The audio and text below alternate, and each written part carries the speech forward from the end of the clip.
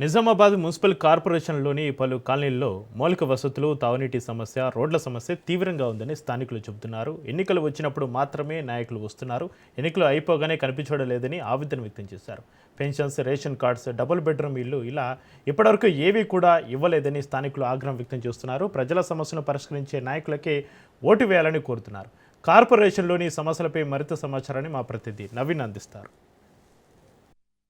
నగర మోగింది అయితే అనేక నిజామాబాద్ జిల్లా మున్సిపల్ కార్పొరేషన్తో పాటు వివిధ మున్సిపాలిటీలు కూడా ఎన్నికలు రానున్నాయి. దీనికి సంబంధించి కూడా నిజామాబాద్ మున్సిపాలిటీలో ఇటు గత 10 సంవత్సరాలుగా ఇటు బీఆర్ఎస్ పార్టీ మేయర్ అభ్యర్థిగా ఉన్నారు. అయితే ముఖ్యంగా నిజామాబాద్ జిల్లా మున్సిపల్ సంబంధించి కూడా అభివృద్ధి ఎలా జరిగింది దీనిపై మాట్లాడడానికి ఇక్కడ కాలనీ వాసులను తెలుసుకునే ప్రయత్నం చేద్దాం. చెప్పండి, నిజామాబాద్ బీఆర్ఎస్ పార్టీ అధికారంలో వచ్చి మేయర్ అభ్యర్థిగా 10 సంవత్సరాలుగా ఉన్నారు.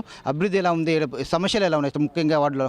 నిజామాబాద్ నగరంలో గత 20 సంవత్సరాలుగా కార్పొరేషన్ ఏర్పడ్డ కాడి నుంచి దీన్ని సుందర నగరంగా మారుస్తామని హామీ ఇచ్చినప్పటికీ ఎక్కడ వేసిన గొంగడి అక్కడే అన్నట్టుగా ఉన్నది. అండర్ గ్రౌండ్ డ్రైనేజీ కోసం దశాబ్దాలుగా తవ్వి వదిలినటువంటి రోడ్లు ఇంతవరకు మోకాల్లోతు గుంతలతో ఉన్నాయి. ఆ రోడ్ల ఆయా కాలనీల్లో ఉన్నటువంటి రోడ్ల మీద పోవాలంటేనే ఈరోజు భయపడేటువంటి పరిస్థితులు ఉన్నాయి. వాటిని కనీసం పూడ్చి మంచి చేసేటువంటి పరిస్థితి లేదు. రెండోది, ఈరోజు మురికి కాలువలు అనేక శివారు కాలనీల్లో నిర్మించటానికి ప్రభుత్వం ఇంతవరకు పాలకవర్గం ప్రయత్నించకపోవడంతో ఇబ్బందులు ఎదుర్కొంటూ ఉన్నారు. కాబట్టి ఈ మురికి కాలువల్ని సకాలంలో కనుక తీసి ఈ చెత్తని ఎప్పటికప్పుడు ఎత్తేస్తే ఈ నగరంలో దోమల బెడద తగ్గేటువంటి పరిస్థితి ఉండేది. కానీ దాన్ని తొలగించకపోవడంతో నగరంలో మేము ఇటీవల కాలంలో సర్వేలు చేస్తున్నప్పుడు వందలాది మంది పేద మధ్యతరగతి ప్రజలు జ్వరాల బారిన పడి మంచాలను పరిమితమైనటువంటి పరిస్థితి ఉన్నది.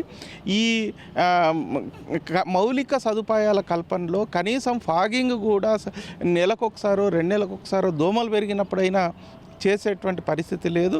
అదేవిధంగా అనేక మంది పేదలు ఇండ్ల స్థలాల కోసం, పెన్షన్ల కోసం దశాబ్దాలుగా దరఖాస్తులు పెట్టుకొని నాయకుల చుట్టూ, అధికారుల చుట్టూ తిరిగిన వాళ్ళ సమస్యని ప్రభుత్వం పట్టించుకొని పరిష్కారం చేసేటువంటి పరిస్థితి లేదు. కాబట్టి ఇప్పటికైనా ఈ ఎన్నికల్లో ప్రజలు ఆలోచించాల్సినటువంటి అవసరం ఉంది.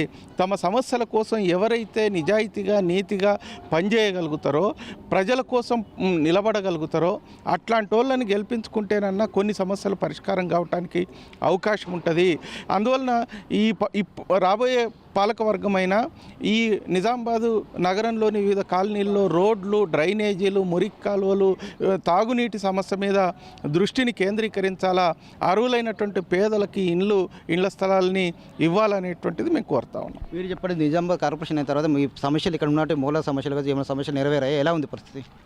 గత 20 సంవత్సరాల నుంచి కార్పొరేషన్ అయిన దగ్గర నుంచి లాభాపేక్షతోటే కార్పొరేటర్లైనా, మేయర్లైనా, అధికార యంత్రాంగం కానీ మిగతా వాళ్ళు కూడా పనిచేస్తున్నారు తప్ప ప్రజాసేవ దృక్పథంతో పనిచేయటం లేదు. వాస్తవానికి గతం నుంచి కూడా మొదటి మేయర్ అయినప్పుడు ఎల్ఎన్టీ వాళ్లకు యూజీడీ అండర్ గ్రౌండ్ కనెక్షన్ ఇచ్చిర్రు 3 ఫీట్ల పైపులతోని 300 కోట్ల రూపాయలు. అవి ఎక్కడ పోయినాయి, ఎక్కడ వినియోగంలోకి వచ్చినాయి?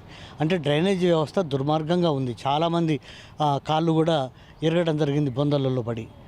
ఆ తర్వాత ఇప్పుడిప్పుడు కూడా మాన్యువల్స్ కట్టి పెద్ద పైపులే వేసి హైదరాబాద్ సిటీని తలపించే విధంగా రోడ్ల మీద కనపడతా ఉన్నాయి రౌండ్గా. కానీ అవి ఉపయోగంలో లేవు. ఉపయోగంలో లేని వాళ్ళకు, చూసే వాళ్ళకు ఈ ఉపయోగంలో లేవన్న సంగతి తెలియదు. ఇది డ్రైనేజ్ వ్యవస్థ దుర్మార్గంగా ఉన్నది. ఇది మొదటి. ఇది రెండోది, మా నాగారంలో ఇప్పటివరకు గెలిచిన వాళ్ళు మొత్తం కూడా ప్రభుత్వ భూములు ఎక్కడున్నాయో దొంగ పట్టాలు ఇచ్చి వాళ్ళని పేద ప్రజలు మోసం చేసి లక్షలాది కోట్లాది రూపాయలకు అమ్ముకుంటున్నారు తప్ప పేద ప్రజలకు ఇవ్వట్లేదు. ప్రభుత్వాలు కూడా ఆ విధంగానే ఉంటున్నాయి. ఎంఆర్ఓలు, ఆర్డీఓలు వీళ్ళందరూ కూడా చూస్తూ ఊరుకుంటున్నారు తప్ప నిజంగా పోరాటం చేసిన వాళ్ళు, కమ్యూనిస్టులు నిజంగా పోరాటం చేసి ప్రజలకు ఇవ్వాలని చెప్పి గుర్తించి పెడితే వాళ్ళ మీద మాత్రం అక్రమ కేసులు పెడతా ఉన్నారు.